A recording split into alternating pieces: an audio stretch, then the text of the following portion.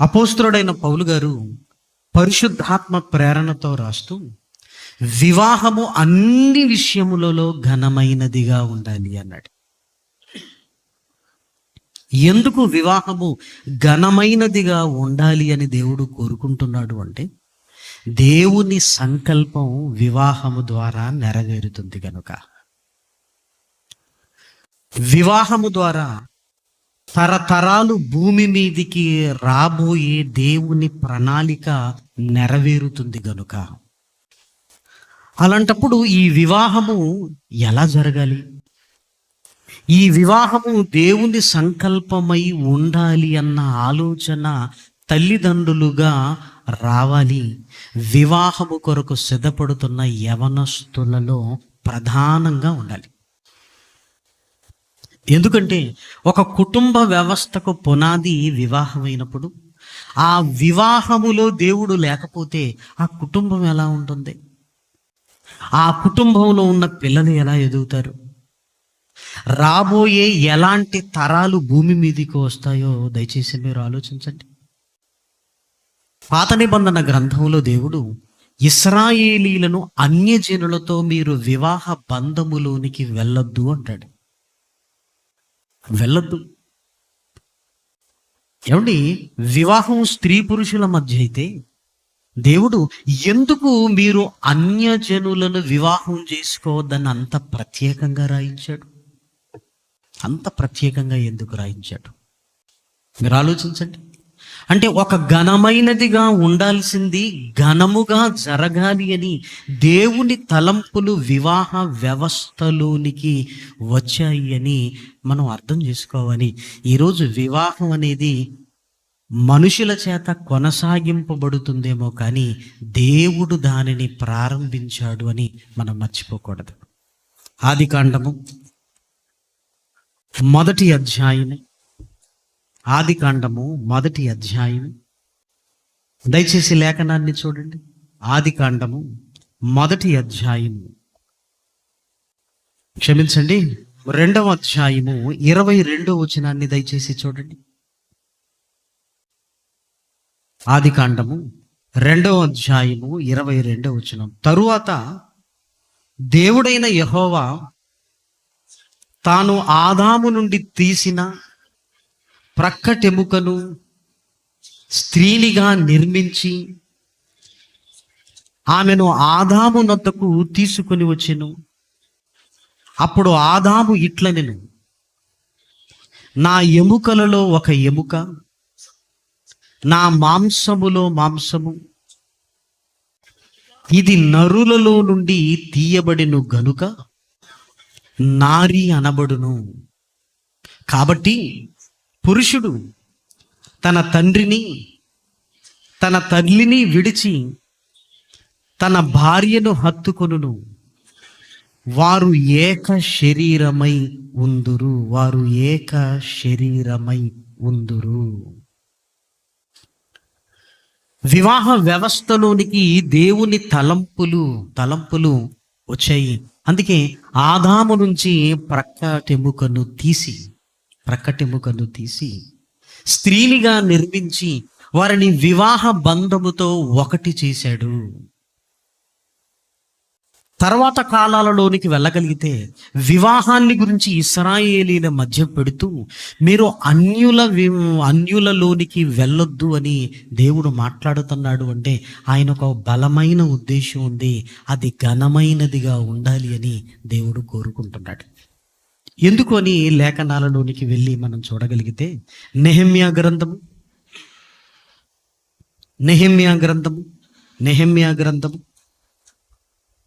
13వ అధ్యాయం, నెహెమ్యా గ్రంథము 13వ అధ్యాయము 23-24 వచనాలను దయచేసి చూడండి. ఆ దినములలో అష్డోదు, అమ్మోను, మోయాబు సంబంధులైన స్త్రీలను వివాహము చేసుకొనిన కొందరు యూదులు నాకు కనబడిరి. వారి సంతానం, వారి కుమారులలో సగము మంది అష్డోదు భాష మాట్లాడువారు, వారు ఆ భాషలు మాటలాడువారు గాని యూదుల భాష వారిలో ఎవనికి రాదు. ఇశ్రాయేలీలు అష్టోదు, అమ్మోను, మోయాబు సంబంధిత స్త్రీలను వివాహం చేసుకునేసరికి మరో తరం పరిస్థితి ఏంటి అంటే, వారి గర్భాన పుట్టిన పిల్లల పరిస్థితి ఏంటంటే యూదుల భాష ఎవరికి రాదు. ఎందుకంటే మదర్ టంగ్ అంట, మనం తల్లి భాష వచ్చింది.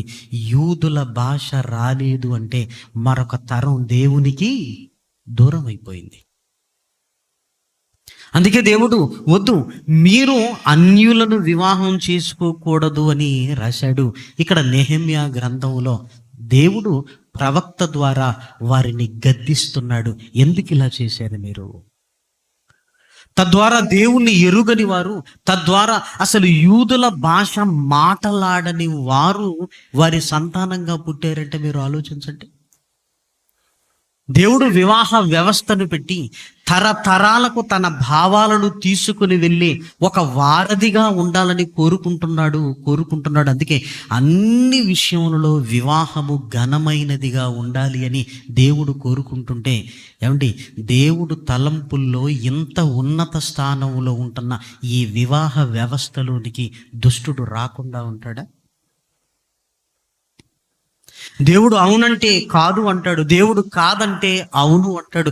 మీరు తినొద్దు, తింటే చనిపోతారు అంటే దుష్టుడు మీరు తిను దినమున మీరు దేవతలైపోతారు, మీరు చావరు.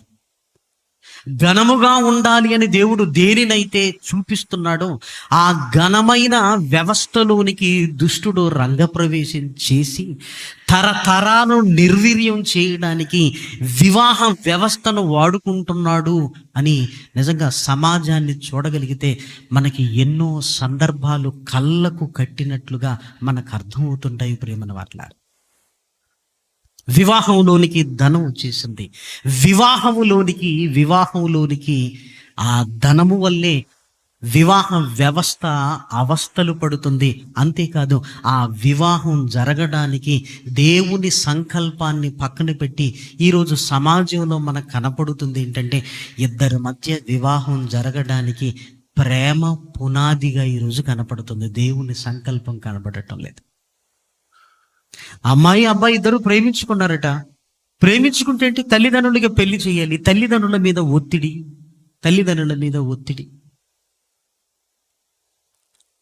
అసలు భవిష్యత్తును గురించి ఏం ఆలోచించావు? నీ వల్ల దేవుని సంకల్పం నెరవేరబోతుంది అని ఏదైనా ఆలోచించావా?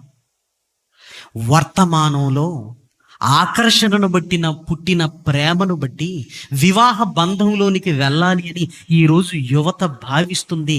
తల్లిదండ్రులు కూడా వివాహాన్ని గురించిన అవగాహన లేక పిల్లలు ఎటు తిరిగిన ఏంటి, మేము చూసిన అమ్మాయినే మేము చూసిన అబ్బాయినే చేసుకుంటారులే అన్న ఓవర్ కాన్ఫిడెన్స్తో ఉంటున్నారు. చివరికి మీరు చెయ్యకపోతే మేము చస్తామన్న పరిస్థితిలోనికి వెళ్ళేసరికి తల్లిదండ్రులు కూడా ఏమీ చెయ్యలేక వాడిష్టం కానివ్వండి, చిన్నప్పుడు బట్టలు నీ ఇష్టమే, ఏం చదవాలి అన్నది నీ ఇష్టమే. చివరికి యువతి యువకుల ఇష్టాలు ఎక్కడి వరకు వచ్చిందంటే, మా పెళ్ళి మా ఇష్టం. మరి తల్లిదండ్రులు, పరలోకమందున్న దేవుడు మీరు ఆలోచించండి.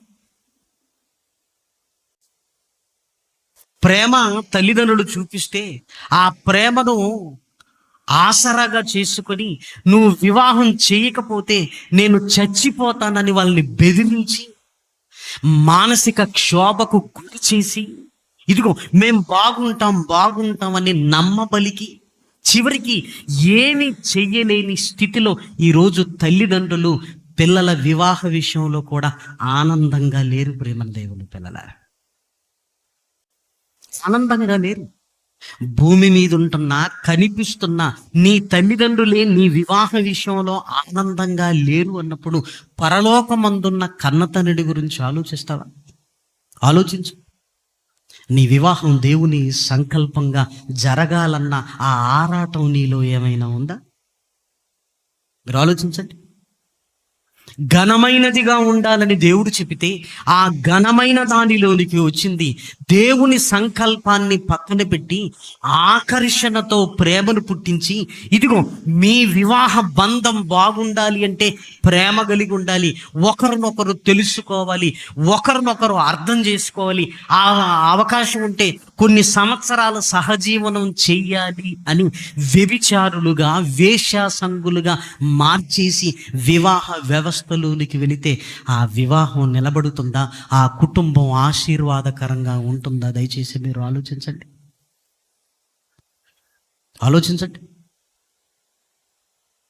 వివాహం అనేది దేవుని సంకల్ప ప్రకారంగా జరగాలి. జరిగిన వాటిని గురించి నేను మాట్లాడట్లేదు. ఎందుకంటే జరిగి ఎన్నో ఇబ్బందులు పడుతున్న ఎన్నో కుటుంబాల సమస్యలు మనందరికీ తెలుసు. కానీ ఇదిగో మన యవన కాలంలో ఉంటున్న పిల్లలకు తెలియాలి. తల్లిదండ్రులుగా వారి వివాహ విషయంలో చాలా శ్రద్ధ తీసుకోవలసిన బాధ్యత ఉంది. జరిగిన దానిని ఏం మార్చగలం మనం? జరగబోయే దాని విషయంలో మాత్రం మన పిల్లల విషయంలో చాలా జాగ్రత్తగా తీసుకోవాలి. ఎందుకంటే వివాహ విషయంలో దేవుని సంకల్పం ఉండాలి. దేవాలయంలో పెళ్ళి అయిపోయిన తర్వాత ఏంటి? ఇంటికి తీసుకుని వెళుతున్నప్పుడు ఆ హంగామా చూడాలి. ఇది పరిశుద్ధ వివాహమేనా? ఇది ఘనముగానే జరుగుతుందని మీరు ఆలోచించగలిగితే డాన్సులు, సినిమా పాటలు, తాగుడు,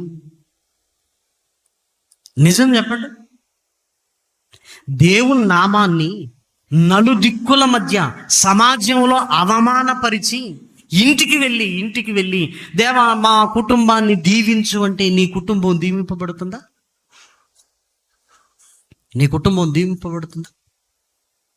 ఘనమైనదిగా ఉండాలి అని దేవుడు కోరుకుంటే వివాహం జరిగిన రోజే ఊరంతా సినిమా పాటలతో డాన్సులు వేసుకుంటూ ఇంటికి వచ్చావే, దేవుని నామాన్ని అవమానపరిచి అసలు నువ్వు బాగుంటావని ఎలా అనుకోగలుగుతున్నావు? నువ్వు ఎలా అనుకోగలుగుతున్నావు? ఈ మధ్యకాలంలో ఫ్యాషన్ ఏంటో తెలుసా? ఎవడో కాదు, వరుడే వివాహం అయిన తర్వాత పెళ్లి కుమారుడే వెళ్ళి డ్యాన్సులు వేస్తున్నాడు. ప్రేమన దేవుని పిల్లలారా, అవసరమైతే పెళ్లి కూతురు కూడా వెళ్ళి డ్యాన్స్ వేస్తుంది. మీ కుటుంబం బాగుండాలి అన్న ఆలోచనతో నేను ఇవన్నీ చేసేది.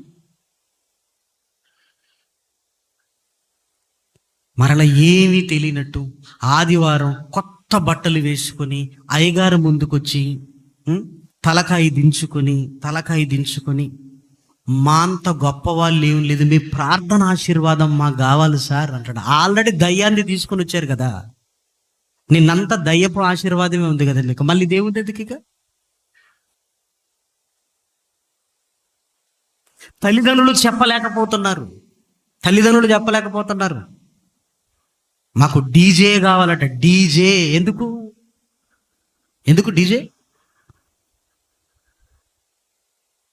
దేవుని పాటలు పాడిన నువ్వు, సంఘములో నిలబడిన నువ్వు, సంఘంలో అవసరాల కొరకు నీ కష్టాన్ని ఇచ్చిన నీ కుటుంబం ఊరు మధ్యలో సంఘం అంతా చూస్తుండగా సినిమా పాటలు పెట్టుకుంటూ ఊరంతా తిరుగుతూ ఇంటికి వెళ్ళి దేవుని నామాన్ని అవమానపరిచి మరలా దేవుని సన్నిధిలోనికి వచ్చి నిలబడటానికి నీకెన్ని గుండెలు? ఘనమైనదిగా ఉండాలన్న వివాహాన్ని ఘనహీనం చేసుకొని ఆ కుటుంబం బాగుంటుందా? ప్రేమన వారులారా, ఈ మధ్యకాలంలో ఫ్యామిలీ కౌన్సిలింగ్ కొరకు చాలామంది ఫోన్ చేస్తుంటారు. అన్న సౌర కుటుంబంలో దేవుని కుటుంబం మాటలు విన్నాం, బాగుంది. నా సమస్య ఇది అనగానే నేనేమడుగుతున్నాను తెలుసా? 2 ప్రశ్నలు. మొదటిది, మీది ప్రేమ వివాహమా లేదంటే దేవుని సంకల్ప ప్రకారం జరిగిందా? రెండవ ప్రశ్న, నీ వివాహంలో డీజే పెట్టి సినిమా పాటలు డాన్సులు ఏమైనా జరిగాయా? 99% ఏం చెప్తున్నా తెలుసా? 99%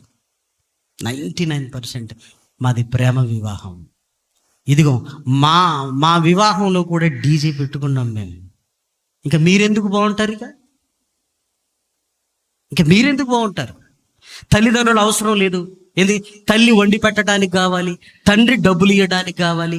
నీ భవిష్యత్తును గురించి ఆలోచించే స్థితి వాళ్ళకు లేదా? చదువులు నీ ఇష్టమే, బట్టలు నీ ఇష్టమే, ఇక నీ పెళ్లి కూడా చేసే తాహత్తు జ్ఞానం వారికి లేదా? ఏ బిడ్డ, తండ్రి, అమ్మా, నన్ను కని పెంచి పెద్దదాన్ని చేసావు కదా, నా వివాహం నీ ఇష్ట ప్రకారంగా జరగాలి, దేవుని సంకల్ప ప్రకారం జరగాలి, నేను ప్రార్థనలో ఉంటాను, మీరు చక్కబరచండి అని తల్లిదండ్రుల మీద ఈ బాధ్యను మోపేవారు ఎవరైనా ఉన్నారా? ఆలోచించండి. 40,000, 50,000, 60,000 పెట్టి దేవుని నామాన్ని అవమానపరచడానికే ఈ డీజే సంస్కృతి ఒకటి వచ్చి అది క్రైస్తవ్యాన్ని కూడా ఇదిగో కదిలేటట్టుగా చేస్తుంది. మొన్న చూస్తున్నప్పుడు అండి, ఏమండి, ఇదిగో డీజే పెట్టుకొని మేము దేవుని పాటలే వేసుకుంటున్నామండి అంటున్నారు. ఆ దేవుని పాటలు కూడా డాన్సులు వేస్తున్నారండి. ఆ దేవుని పాటలు కూడా ఏం చేస్తున్నారు? డాన్స్. అసలు ఈ సంస్కృతి ఎవరు నేర్పించాడు? అసలు దుష్టుడు నెమ్మదిగా వివాహ వ్యవస్థలోనికి వస్తున్నాడు. ప్రియమైన దేవుని పిల్లలారా, వివాహం అనేది దేవుని సంకల్ప ప్రకారంగా ఎలా జరగాలి, వివాహ విషయంలో ఎలా సిద్ధపడాలి, తల్లిదండ్రులు, యవన కాలంలో ఉంటున్న పిల్లలు అని లేఖనాలలోనికి వెళ్ళి మనం చూడగలిగితే, ప్రియమైన వారలారా, పరిశుద్ధ గ్రంథంలో వ్రాయబడిన ఒక చక్కటి సందర్భాన్ని లేఖనాలలోనికి వెళ్ళి చూడగలిగితే దేవుడు చాలా స్పష్టంగా మాట్లాడుతున్నట్లుగా మనం చూడగలం. ఆదికాండము 29వ అధ్యాయం. ఆదికాండము 29వ అధ్యాయం 20వ వచనాన్ని దయచేసి చూడండి. యాకోబు రాహేలు కోసము 7 సంవత్సరములు కొలువు చేసెను. అయినను అతడు ఆమెను ప్రేమించుట వలన అవి అతనికి కొద్ది దినములుగా తోచెను. యాకోబు గారి వివాహములకి మనం వెళ్ళి చూడగలిగితే, యాకోబు గారు మూల పురుషుడు, అబ్రహాము, ఇస్సాకు, యాకోబుల దేవుడను అని దేవుడు తనను తాను పరిచయం చేసుకోవడానికి యాకోబు గారి పేరును కూడా ఉదహరించాడు. అంటే యాకోబు జీవితం ఎంత గొప్పదో మీరు ఆలోచించండి. యాకోబు గారు అనగానే ఏదో అన్న చంపాలనుకుంటే తండ్రిని మోసగించి పారిపోతున్నాడు అన్న కోణంలో మనం ఆలోచిస్తుంటాం. కానీ యాకోబు గారి పట్ల దేవుని సంకల్పం యాకోబు గారు తల్లి గర్భంలో ఉండగానే తెలపబడింది. ప్రియమైన వారలారా, కాబట్టి ఒక తప్పుడు ఆలోచనతో మనం చదువుతుంటాం కనుక మనం ఏమనుకుంటామంటే యాకోబు గారి వివాహాన్ని గురించి కూడా ఎలాంటిది సమాజంలోనికి వెళ్ళింది అంటే, యాకోబు అన్న చంపుతాడని పారిపోయిన తర్వాత రాహేలును ప్రేమించి వివాహము చేసుకున్నాడు. కాబట్టి ప్రేమ వివాహాలను బైబిల్ సమర్థిస్తుంది. ఇది తప్పు కాదు అన్న భావన ఈరోజు సమాజంలోనికి వెళ్ళిపోయింది. ప్రేమన దేవుని పిల్లలారా, మీరు ఎవరినైనా కదిలించి చూడండి, యాకోబు గారి వివాహాన్ని గురించి 2 మాటలు చెప్పండి అనగానే ముసిముసిలు నవ్వుతూ యాకోబు గారు ఏం చేశారు? రాహేలు గారిని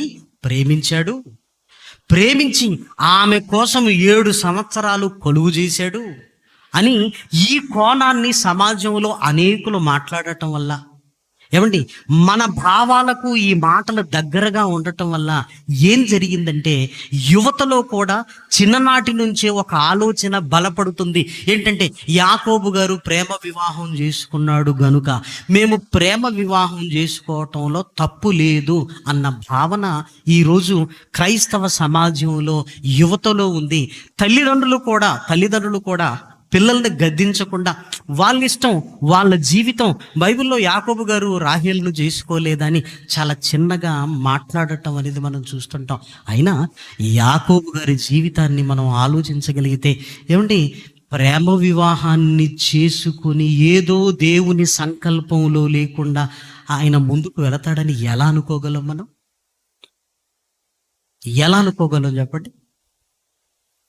భక్తుల జీవితాలను చూసినప్పుడు అసలు వాళ్ళు ఇలా ఎందుకు చేస్తుంటారు అని నువ్వు ఆలోచించాలే తప్ప, మన ఆలోచన వాళ్ళ మీద రుద్ది వాళ్ళు ఇలా చేశారు, వాళ్ళు ఇలానే బ్రతికారు అని మన ఆలోచనలు వాళ్ళ మీద రుద్దటానికి వీలు లేదు ప్రియమైన వారలారా. ఎందుకంటే వాక్యం అనేది చాలా కష్టపడితే అర్థమయ్యేది, సులువుగా అర్థమవుతుంది అని నువ్వు అనుకుంటే నీ ఆలోచనలు దాంట్లో పెడుతున్నావు గనక నీకు ఇష్టమైనట్టుగా నువ్వు ఆలోచిస్తున్నావు. అలాగైతే యాకోబు గారి వివాహంలో దేవుని సంకల్పం ఉందా? యాకోబు గారి వివాహంలో దేవుని సంకల్పం ఉందా? ఆ సంకల్పం ఏంటి అని లేఖనాలలోనికి వెళ్ళి చూడగలిగితే ప్రేమన వారలారా చాలా ఆశ్చర్యకరమైన సంగతులు మనకు కనబడుతుంటాయి ప్రేమన వారలారా. హోషేయ గ్రంథంలో ఉన్న మాటను చదువుకుని మనం ముందుకు వెళదాం. దయచేసి మీరు చూడండి. హోషేయ గ్రంథంలో వ్రాయబడిన చక్కటి మాట ప్రియమైన వారలారా. 12వ అధ్యాయం, హోషేయ గ్రంథము 12వ అధ్యాయము 12వ వచనము.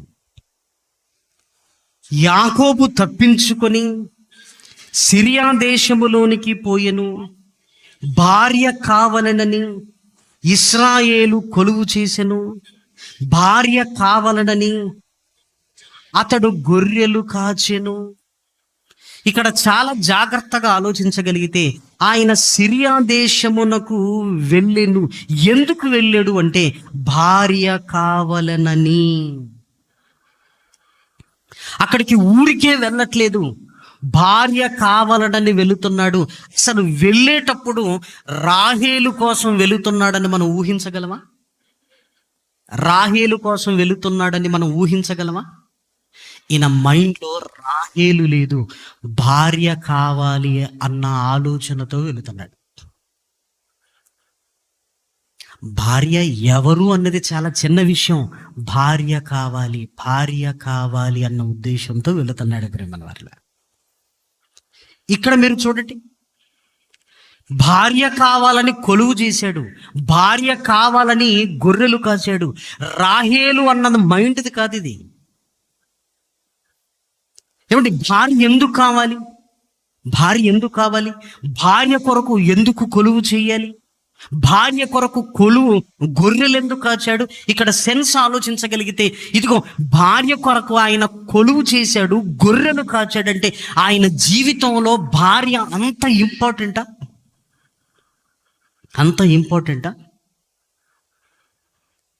మీరు ఆలోచించండి.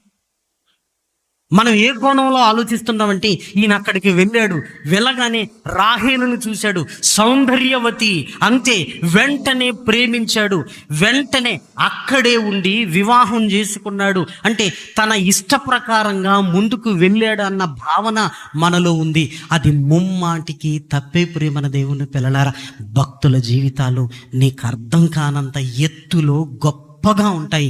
వాటిని అర్థం చేసుకోగలిగితే ప్రేమన వారలారా నిజంగా ఎంత ఆనందం కలుగుతుందో తెలుసా? ఈ మాటను బట్టి వివాహ వ్యవస్థలో దేవుని సంకల్పాన్ని పక్కన పెట్టి ప్రియమన్న వారలారా, నచ్చిన వాడట, ప్రేమించిన వాడట, బాగా చూసుకుంటాడట, మా జీవితం బాగుంటుందని ఏదో కలలు కంటున్నారు. ఆ కలలు కావటానికి ఎన్నో రోజులు పట్టడం లేదు. ఈరోజు క్రిమినల్ కేసుల కంటే ఎక్కువగా కోర్టులలో, ఫ్యామిలీ కోర్టులలో ఏ కేసులు ఉన్నాయో తెలుసా? భార్యాభర్తల విడాకుల కేసులు ప్రేమన దేవుని పిల్లలారా. ప్రతి దాంట్లో ఏంటమ్మా మీ వివాహం? ప్రేమ వివాహం. ఏమైంది ప్రేమ? ఏమైంది మరి ప్రేమ?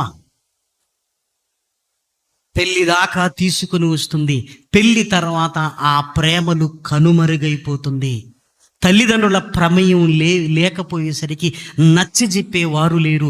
తల్లిదండ్రులు ఆమె ఇష్ట ప్రకారంగా ఆమె చేసుకుంది, వదిలేస్తున్నామని అంటారు. ఇదిగో చిన్న గొడవ రాగానే ఆ గొడవలు పెద్దగా అవుతాయి. నలుగురు వచ్చి నచ్చజెప్పే సిస్టమ్ లేక ఆ దూరం ఎడబాటాయి, ఆ ఎడబాటు విడాకులై పిల్లలు ఎలాంటి పరిస్థితుల్లో ఎదుగుతున్నారంటే, తల్లి ప్రేమ దొరికితే తండ్రి ప్రేమ దొరకక, తండ్రి ప్రేమ దొరికితే తల్లి ప్రేమకు నోచుకోలేక ఒక ఉన్మాదులుగా వాళ్ళు పెరుగుతుంటారు. ప్రేమను వరలారా, అలాంటి వాళ్ళే ఈవ్ టీజింగ్ కేసులలో ఉండేవారు. ఎందుకు తెలుసా? తల్లి ప్రేమ దొరకక. ప్రతి అమ్మాయిని చూసినప్పుడు నా తల్లి నా అక్క నా చెల్లి అన్న భావన లేక. ఎందుకు? పిల్లల్ని పంచుకొని ఆడపిల్లలు అక్కడ మగపిల్లలు ఇక్కడ అని ఈరోజు కుటుంబం కలిసి ఉండటానికి బదులు విచ్చలవిడిగా ఎవరికి వారే ఉంటున్నప్పుడు ఆ పిల్లలు మరో తరం ఎలా ఉన్మాదులుగా మారుతున్నారో మనం చూడట్లేదా? ఆలోచించండి. యాకోబు గారు భార్య కావాలని వెళుతున్నాడు. రాహేల్ అక్కడుంది, ఆమె సౌందర్యవతి అనేది ఆయన మైండ్లో లేదు. ప్రేమ అసలు భార్య ఎందుకు కావాలి? ఈయనకి అసలు భార్య ఎందుకు కావాలి? భార్య ఎందుకు కావాలి యాకోబు గారికి? అందుకే సిరియా దేశానికి వెళుతున్నాడు, అందుకే గొర్రెలు కాస్తున్నాడు. అంటే మీరు అర్థం చేసుకోండి, ఆయన జీవితంలో భార్య అంత ముఖ్యమైనదా? గొర్రెలు కాసి చేసుకోవలసినంత అవసరత ఏంటి? కొలువు చేసి చేసుకోవలసినంత అవసరత ఏంటి అని జాగ్రత్తగా లేఖనాలలోనికి వెళ్ళి మనం చూడగలిగితే, ఆది కాండము పరిశుద్ధ గ్రంథంలో దయచేసి మీరు చూడండి. ఆది కాండము 28వ అధ్యాయం, ఆది కాండము 28వ అధ్యాయము 1వ వచనము నుండి జాగ్రత్తగా చదువుకుందాం. యవన కాలంలో ఉంటున్న పిల్లలు అండర్లైన్ చేయండి, తల్లిదండ్రులు దయచేసి అండర్లైన్ చేయండి ఈ మాటలు. ఇస్సాకు యాకోబును పిలిపించి, నీవు కానాను కుమార్తెలలో ఎవతిని వివాహము చేసుకొనకూడదు. నీవు లేచి పద్దనరాములోనున్న నీ తల్లికి తండ్రి అయిన బెతుయేలు ఇంటికి వెళ్ళి అక్కడ నీ తల్లి సహోదరుడగు లాబాను కుమార్తెలలో ఒక దానిని వివాహము చేసుకొనుమని అతనికి ఆజ్ఞాపించి, అతనికి సలహా ఇచ్చి, నీకు నచ్చితే చేసుకోవాలనా లేకపోతే వద్దులే, నీ వివాహం నీ ఇష్టం అని చెప్పాడా? ఏమని రాయబడింది అక్కడ? ఆజ్ఞాపించి. ఎవరు ఆజ్ఞాపిస్తున్నారు?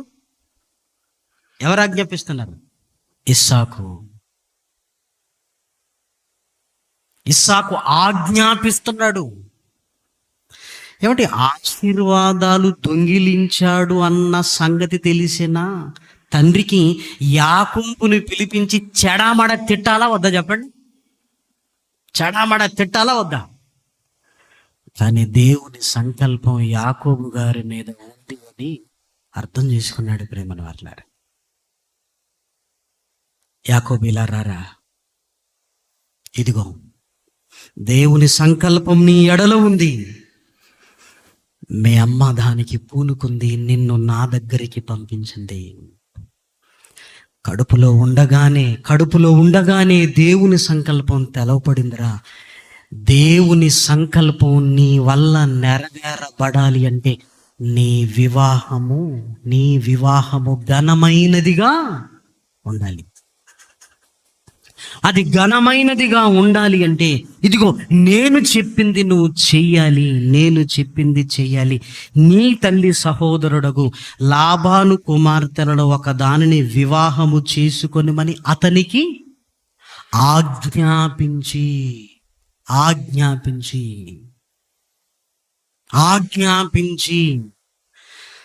తండ్రి మాట శిరస వహించాడు. ప్రియమైన దేవుని పిల్లలారా, అప్పటి వరకు దేవుని సంకల్పం కొరకు కనిపెడుతూ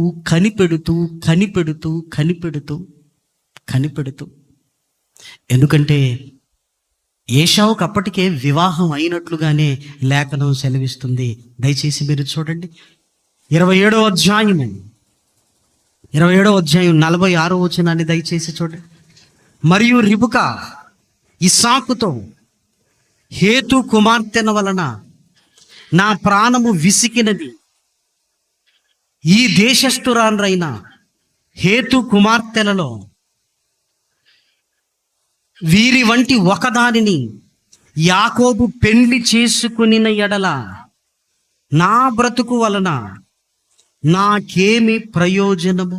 నాకేమి ప్రయోజనము, నాకేమి ప్రయోజనము. వద్దు. యాకోబు వివాహ విషయంలో ఇదిగో తల్లి తండ్రి శ్రద్ధ తీసుకుంటున్నారు ప్రియమైన దేవుని పిల్లలారా.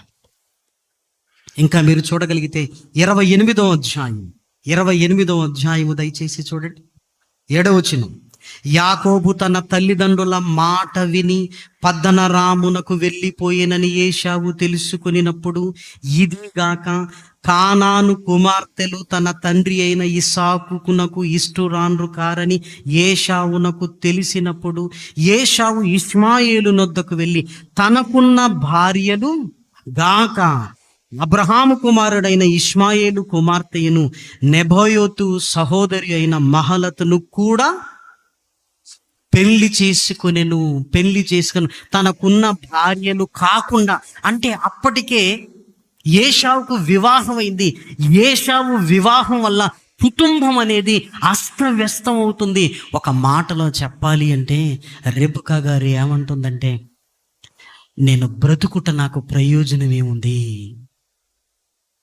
ప్రేమించిన అమ్మాయి నిన్ను ప్రేమిస్తుంది, నీ తల్లిని ప్రేమించదు, నీ తండ్రిని ప్రేమించదు, నీ కుటుంబాన్ని ప్రేమించదు. ఎందుకు? నిన్ను ప్రేమించింది గనుక. తల్లి అంటుంది, నేను బ్రతుకుట వల్ల నాకు ప్రయోజనం ఏంటి?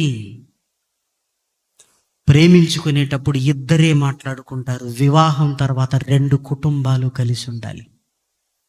2 కుటుంబాలు కలిసి ఉండాలి. తల్లిని బాధ పెడుతూ నువ్వేం సంతోషంగా ఉండగలవు? నీ కుటుంబాన్ని బాధ పెడుతూ నువ్వేం సంతోషంగా ఉండగలవు చెప్పు? నువ్వేం సంతోషంగా ఉండవు? జనగామ నుంచి ఒక ఫోన్ కాల్ వచ్చింది.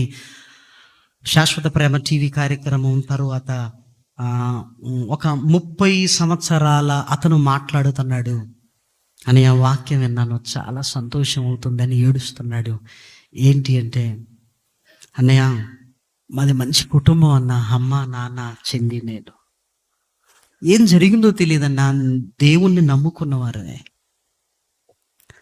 మా చెల్లి ఉన్నట్టుండిగా యవన కాలంలోనికి రాగానే ఒక అబ్బాయిని ప్రేమించింది. అమ్మా నాన్నలు ఎంత వారించినా వినలేదు, ఇంట్లో నుంచి వెళ్ళిపోయిందన్న. ఒక అమ్మాయి ఇంట్లో నుంచి తన బట్టలు సర్దుకొని వెళ్ళిపోతుంది అనుకుంటుంది, కానీ తన కుటుంబపు పరువును తీసుకుని వెళుతుంది. ప్రేమన వాళ్ళారా, వాళ్ళ నాన్న పరువును తీసుకొని వెళుతుంది, వాళ్ళ అమ్మ పరువును తీసుకొని వెళుతుంది, వాళ్ళ అన్న పరువును తీసుకొని వెళుతుంది, రోడ్డు మీదకి తీసుకొని వెళుతుంది. అని దాని అర్థం ఇంట్లో నుంచి వెళ్ళిపోవటం అంటే బ్యాగ్ సర్దుకుని వెళ్ళిపోవటం కాదమ్మా. నీ ఇంటి పరువును, నీ ఇంటి ప్రతిష్టలను తీసుకొని వెళ్ళిపోతున్నావు నువ్వు అని ఏడ్చాడు. ఏమైంది తమ్ముడు అంటే, చెల్లి వెళ్ళిపోగానే నాన్న తట్టుకోలేక ఆత్మహత్య చేసుకున్నాడు నాన్న. ఇంట్లో వేలాడుతున్న నాన్నను చూసి అమ్మ పిచ్చిదైపోయింది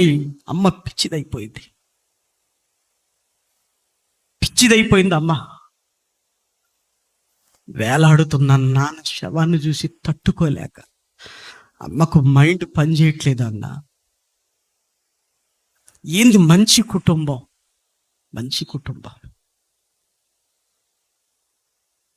ఎప్పుడు అమ్మ ఫ్యాన్ చూస్తుంటదన్నా, అక్కడే వేలాడాడు నాన్న. ఏంటమ్మా అంటే, ఏమీ లేదురా, మళ్ళీ దాన్ని చూడటం, తింటున్నప్పుడు దాన్ని చూడటం, పడుకున్నప్పుడు దాన్ని చూడటం. ఏంటమ్మా మైండ్ పని చేయట్లేదన్నా.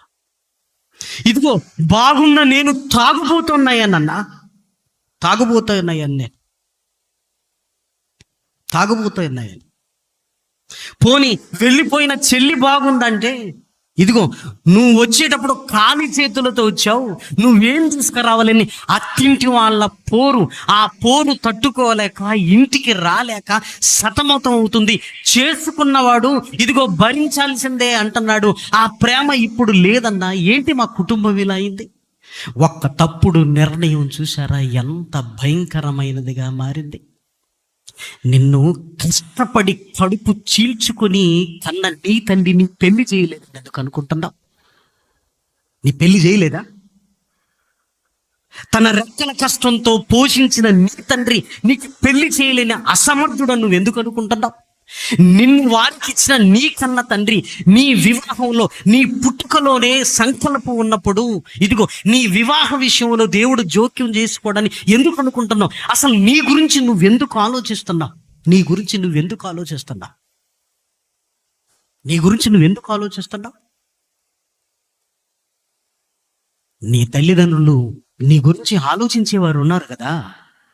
మనమే ఊహించుకోవటం, సినిమా పోకడలు, సీరియళ్ళు పోకడలు, లోకంలో ఎవరో బాగున్నారనుకోవటం, ఆకర్షణకు లోనైపోయి ఈరోజు వాట్సాప్లు చెత్త చెదారం అంతా హృదయంలో నింపుకొని, కానీ దేవుడు అవతల పడేశాడు, ఇక నా జీవితాన్ని నేనే ఉద్ధరించుకోవాలని ఈరోజు కుటుంబ వ్యవస్థ కలహాలతో కన్నీళ్లతో ఉండటానికి కారణం ఇదిగో ఈ ప్రేమ వివాహాలు. అంటే మీరు నమ్మగలరా? మీరు నమ్మగలరా?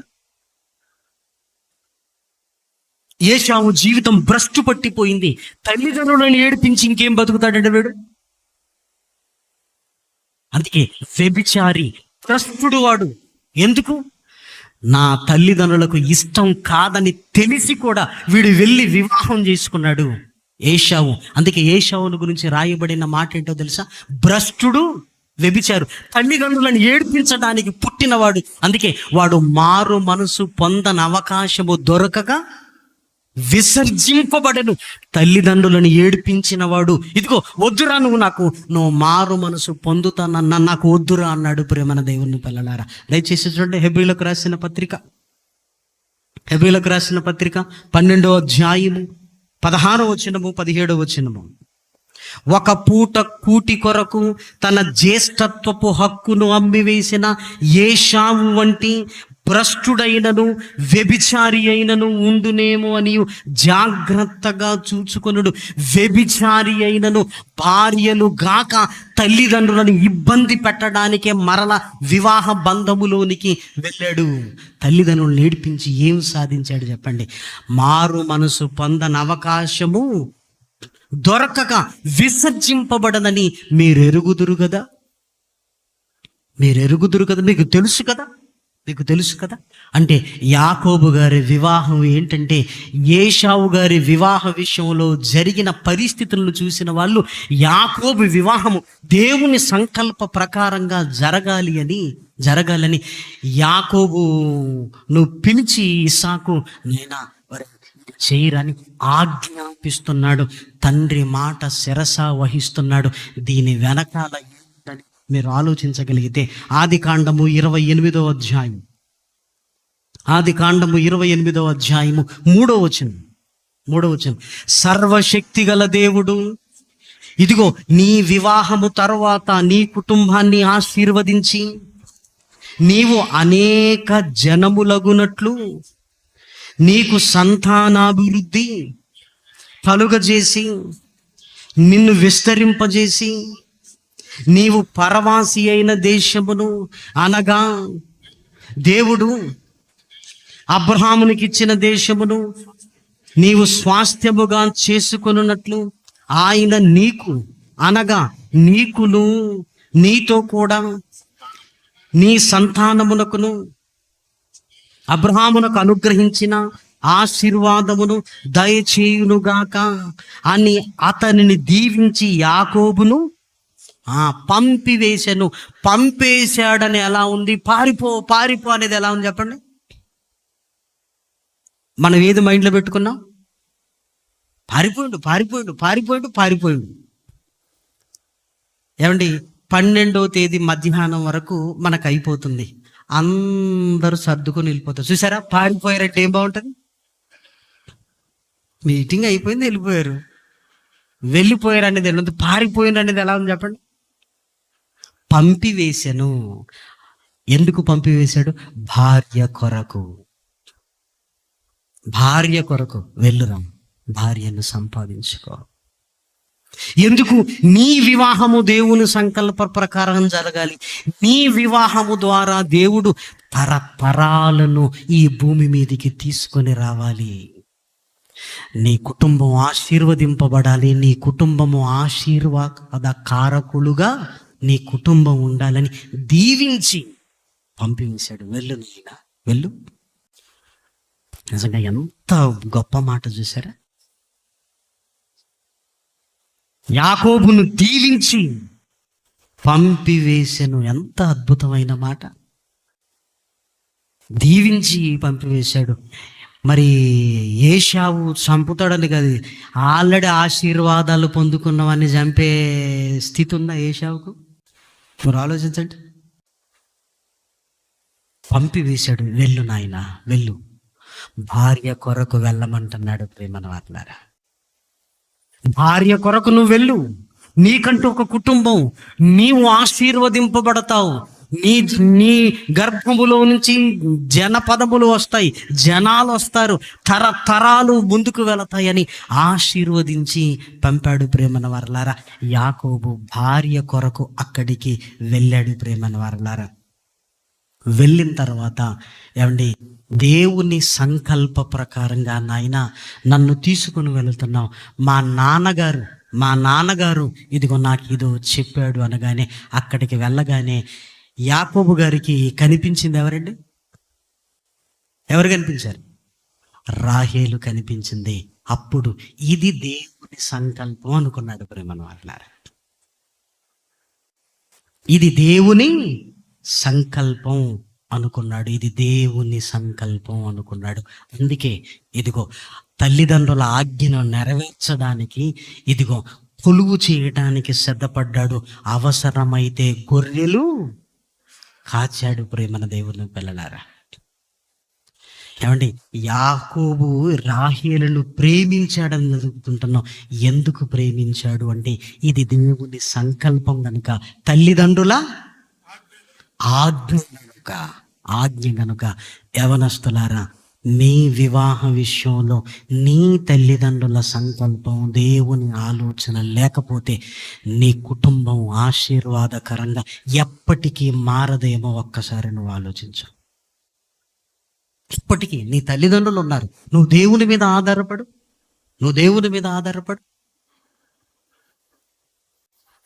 నీ జీవితాన్ని దేవుని చేతుల్లో పెట్టడానికి ప్రయత్నం చేయి.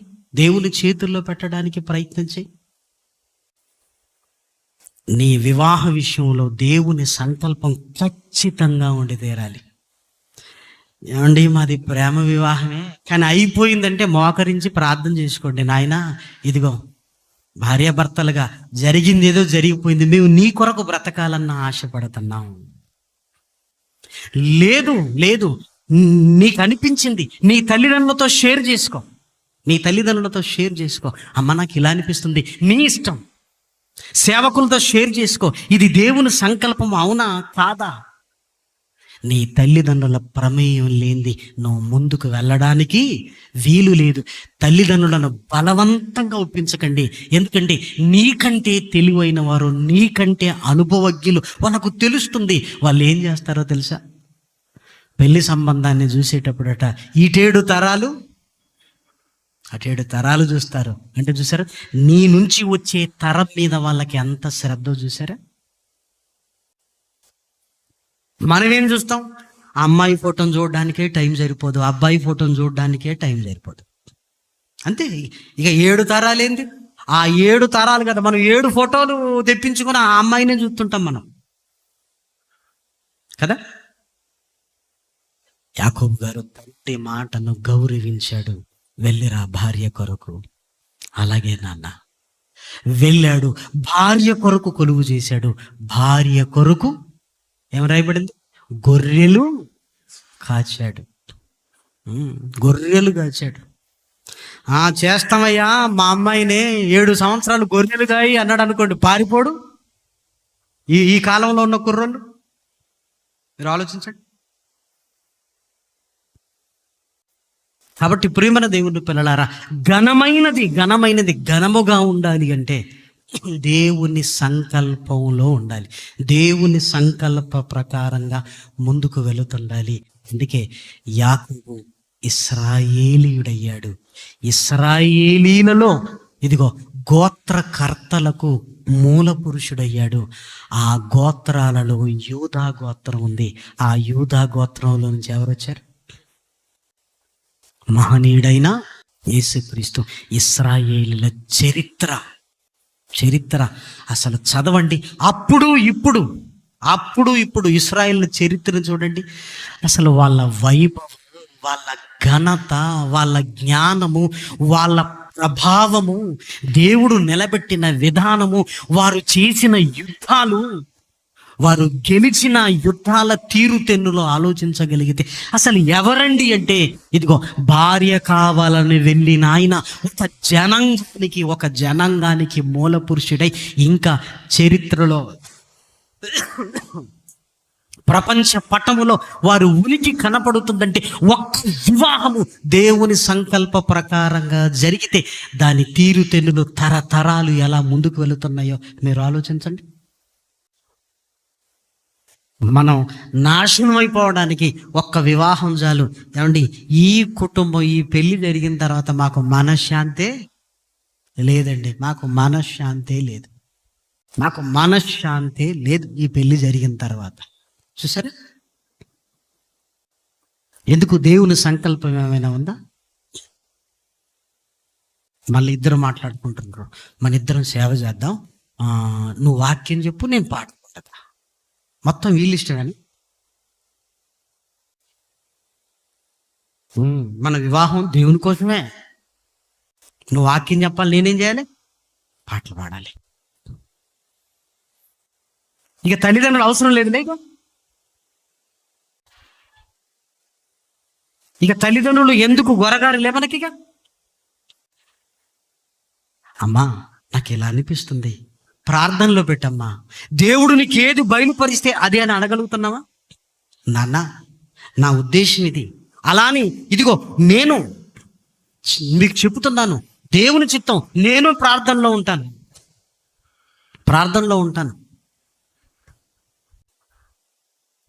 మీరు ఆలోచించండి. అమ్మా నాన్నకు ముందు చెప్పడు, ఈయనే ప్రమాణాలు చేస్తాడు. ఏంటి?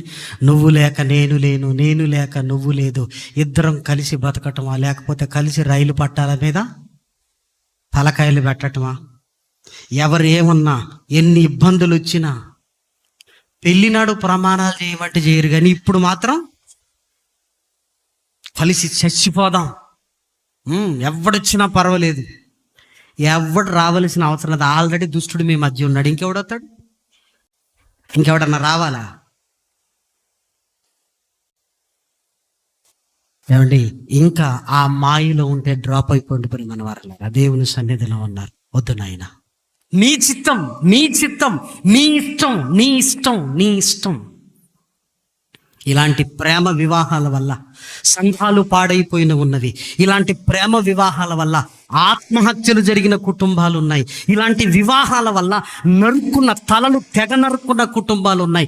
ఇలాంటి వివాహం వ్యవస్థ వల్ల పిచ్చోళ్ళైపోయిన తల్లిదండ్రులు ఉన్నారు. ఈ ప్రేమల వల్ల దేవుని విడిచిపెట్టిన కుటుంబాలు ఉన్నాయి. ప్రేమల వల్ల అది నీ వల్ల ఆ యవన కాలంలో పుట్టిన ఆకర్షణ వల్ల, ఆ యవన కాలంలో దుష్టుడు నిన్ను ప్రేరేపించటం వల్ల నీ తల్లి కంటే, నీ తండ్రి కంటే కళ్ళ ముందున్న అమ్మాయి గొప్పదనుకుంటున్నావు. చూసావా? ఇది దుర్బుద్ధి కాదా? నీ తల్లి కంటే, నీ తండ్రి కంటే కళ్ళ ముందున్న అబ్బాయి నీకు అందంగా కనిపిస్తూ నా జీవితం ఈయనకే నువ్వు అనుకుంటున్నావంటే నీ తల్లిదండ్రుల మీద నీకున్న మమకారం ఏంటి చెప్పు ఒకసారి. యాకోబు చూసారా? తండ్రి మాటను గౌరవించి తరతరాలకు మూల పురుషుడై ఆశీర్వదింపబడిన వాడై, ఇదిగో యూదా గోత్రము నుంచి మహనీయుడైన యేసుక్రీస్తు ఈ భూమి మీదకి వచ్చాడంటే దేవుని సంకల్ప ప్రకారంగా ముందుకు వెళితే తరతరాలు దీవించబడుతుంటాయి. కానీ మన తలరాతను మనమే రాసుకుంటున్నాం. ప్రియమైన వారలారా, ఈవెన్ చేసుకోవాలి, ఆమెన్ చేసుకోవాలి, నా కుటుంబం ఇలా అయిపోవాలి, తర్వాత అస్తవ్యస్తాలైపోతూ ఇదిగో ఏడవటానికి కన్నీరు రావు, చెప్పుకోవడానికి ఇదిగో మనం చెప్పని వాడు ఇంకెవడు మిగలడు. ఎందుకంటే జీవితం అంతా ఏడుపు. ప్రియమైన దేవుని పిల్లలారా, ఏడుపు. అదే దేవుని సంకల్ప ప్రకారంగా వెళితే, అమ్మో నా దేవుడు నాకు ఈ వివాహ బంధువులోనికి తీసుకొని వెళతాడు, నాకు సహాయం చేస్తాడన్న ధైర్యం ఉంటుంది. ప్రేమన్న వారలారా, నువ్వే చూసుకున్నావు అనుకోండి, నీకేమనిపిస్తుందో తెలుసా? కష్టం రాగానే నేను తీసుకున్న గోతిలో నేనే పడ్డాను, మా అమ్మ నాన్న ఏం చేస్తారు, దేవుడు మాత్రం ఇప్పుడు ఏం చేస్తాడు? అలా ఎన్నో జట్టలు కుమిలిపోతున్నాయి ప్రేమన దేవుని పిల్లలారా. వాళ్ళందరికీ పరిష్కారాలు చెప్పినా వారి జీవితంలో నెరవేరుతాయో లేదో తెలియదు. అందుకే ఈ కుటుంబ ఆశీర్వాద సదస్సులో ఏమనుకున్నానంటే, మొట్టమొదటి పాఠం కుటుంబానికి మూలమైన వివాహములో దేవుని సంకల్పం ఉండాలి. అందుకే వివాహము కానీ యూత్కు చెప్తున్నాను, నేను యువతి యువకులకు చెప్తున్నాను, వద్దు, అదో మాయ, అదో పిచ్చి వద్దు.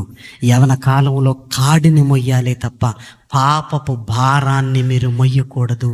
ఇదిగో అందరికీ తెలుస్తుందేమో అన్న భయం, మా అమ్మకు తెలుస్తుందేమో అన్న భయం, దినదినము ఆ బరువును నువ్వు మొయ్యలేవు ప్రేమన వారలారా. అమాయకంగా నువ్వు మాట్లాడిన మాటలు రికార్డ్ అవుతాయి. ఆ రికార్డ్ అయినవి సోషల్ మీడియాకి ఎక్స్పోజ్ అవుతాయి. ఇదిగో ఆ తర్వాత నువ్వు తట్టుకోలేవు. నీ వల్ల కాదు ప్రేమన దేవుని పిల్లలారా, నీ వల్ల కాదు. ముందు ఏమనుకుంటావు తెలుసా? ఏదో సరదాగా అనుకుంటాం. తర్వాత చేసుకోవద్దని నువ్వు అనుకున్నా చేసుకోవలసిన పరిస్థితులు వస్తాయి. అందుకే దుష్టుడు ముందుగానే కమిట్ చేయిస్తాడు. మాటల ద్వారా, రకరకాల ఆలోచనల ద్వారా కమిట్ చేస్తాడు. అవి రికార్డ్ అయిపోతుంది. నువ్వు దేవుని వాక్యాన్ని విని డ్రాప్ అయిపోతావు. ఇదిగో నీ రికార్డ్స్ నా దగ్గర ఉన్నాయి. మరి ఏం చేయాలి? భయం. యూట్యూబ్లో పెడతాను, దీంట్లో పెడతాను, ఇదిగో నీ వాళ్ళందరికీ, నీ బంధువులందరికీ పంపుతాను. మానసికమైన క్షోభ, ఏం చెయ్యాలో తెలియని పరిస్థితి.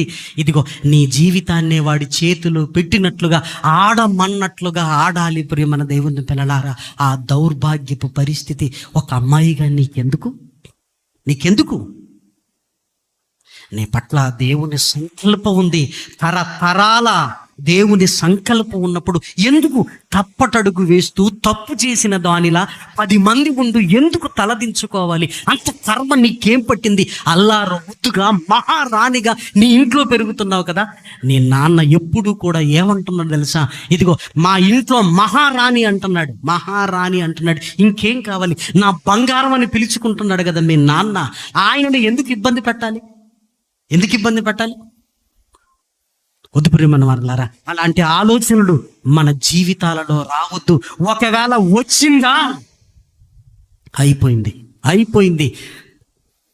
నీ కుటుంబమే ఇబ్బందులు పడడానికి ఇదిగో దుష్టుడు నిన్ను వాడుకుంటున్నాడని మరిచిపోవటానికి వీలు లేదు ప్రియమైన దేవుని పిల్లలారా. యాకోబు గారి వివాహం ఎంత దీవెనకరంగా మారిపోయిందో లేఖనాలను మనం చూస్తున్నాం కదా. యేసుక్రీస్తు జన్మకు యాకోబు గారి ఒక వివాహం కారణమైంది అంటే మీరు ఆలోచించండి. మీ వివాహంలో దేవుడు ఉంటే మీ సంతానం వారి సంతానం గొప్పగా ముందుకు వెళుతుంది. మన వివాహ వ్యవస్థలోనే దేవుని సంకల్పం లేకపోతే ఏమండి, కుటుంబాలు ఇబ్బంది పడతాయి ప్రేమన దేవుని పిల్లలారా. కాబట్టి హోషేయ గ్రంథంలో చెప్తున్నాడు, యాకోబు భార్య కొరకు వెళ్ళాడు, భార్య కొరకు కొలువు చేశాడు. ఇదిగో యాకోబు గారు చెప్తున్నాడు, నాయనా హేతు కుమారుని వద్దురా, నీ వెనకాల దేవుని సంకల్పం ఉంది. ఇదిగో నువ్వు భార్యను సంపాదించుకోవడానికి వెళ్ళు అని దీవించి పంపించాడు. వెళ్ళగానే రాహేలు కనపడింది. దేవుని సంకల్పం ఈమె ఎడల ఉంది అని అర్థం చేసుకున్నాడు గనుక ఆమె కొరకు ఏదైనా చేయడానికి ఇష్టపడ్డాడు. ప్రేమన వారలారా, తన హృదయంలో పుట్టిన తప్పుడు కోరిక కాదు, దేవుని సంకల్పాన్ని నెరవేర్చాలి, నా తండ్రి ఆజ్ఞను నేను శిరస వహించాలి అన్న ఆలోచన యాకోబు గారిలో ఉంది. ప్రేమన వారలారా, దయచేసి యాకోబు ఏదో ప్రేమ వివాహం చేసుకున్నాడు అనేది మన మైండ్లో నుంచి తీసేద్దాం. అబ్రహాము, ఇస్సాకు, యాకోబులా దేవుడును అంటున్నాడు ప్రేమన దేవుని పిల్లలారా. కాబట్టి ఇదిగో మొదటి అడుగే నీ కుటుంబం విషయంలో వివాహం. అక్కడే తప్పటడుగును వేశావా, మరలా సరిదిద్దుకోలేవు. చదువులో తప్పటడుగు వేశావు, మీ నాన్న ఏమంటాడంటే పోతే పోనేరా వచ్చేసి అంటాడు, నీ ఆరోగ్యం కంటే ఎక్కువే ఉంది అంటాడు. వివాహ విషయంలో తప్పటడుగు వేశావు, తల్లిదండ్రులు కూడా ఏం చేయలేరు. ఒకటే మాట, సర్దుకుపోమ్మా, సర్దుకును పో, అంతకు మించి ఏం చెప్పగలరు? వద్దు ప్రేమన్న, ఇక్కడ ఆప్షన్స్ లేవు. నువ్వు చదవకపోయినా పర్వాలేదంటాడు మీ నాన్న. కానీ వివాహం విషయంలో ఆప్షన్స్ లేవు. అందుకే దేవుని సంకల్ప ప్రకారంగా మనం ముందుకు వెళ్ళాలి. వివాహము అన్ని విషయంలో ఘనమైనదిగా ఉండాలి. ఆ ఘనమైనదిగా ఉండాలంటే దేవుని సంకల్ప ప్రకారంగా వెళ్ళాలి అని యువకులను హెచ్చరిస్తూ, తల్లిదండ్రులుగా ఇదిగో మీ పిల్లలతో వారి వివాహాలను గురించి కూడా దేవుని మాటల్ని జ్ఞాపకం చేస్తూ, ఇది రికార్డ్ అయి ఉంటుంది, ప్రతిరోజు మీ ఇంట్లో వేయించండి. పిల్లలు వినాలి, యువకులు వినాలి. దేవుని ఇష్ట ప్రకారంగా నా జీవితంలో వివాహం విషయంలో దేవుని మీద నేను ఆధారపడాలి అన్న ఆలోచన యువకులలో కలగాలి. అప్పుడే ఏమంటే భావి తరాలు దేవుని సంకల్పాన్ని ముందుకు తీసుకుని వెళ్ళగలిగే స్థితిని కలిగి ఉంటాయి. ప్రేమను వారలారా ప్రార్థన చేసుకుందాం.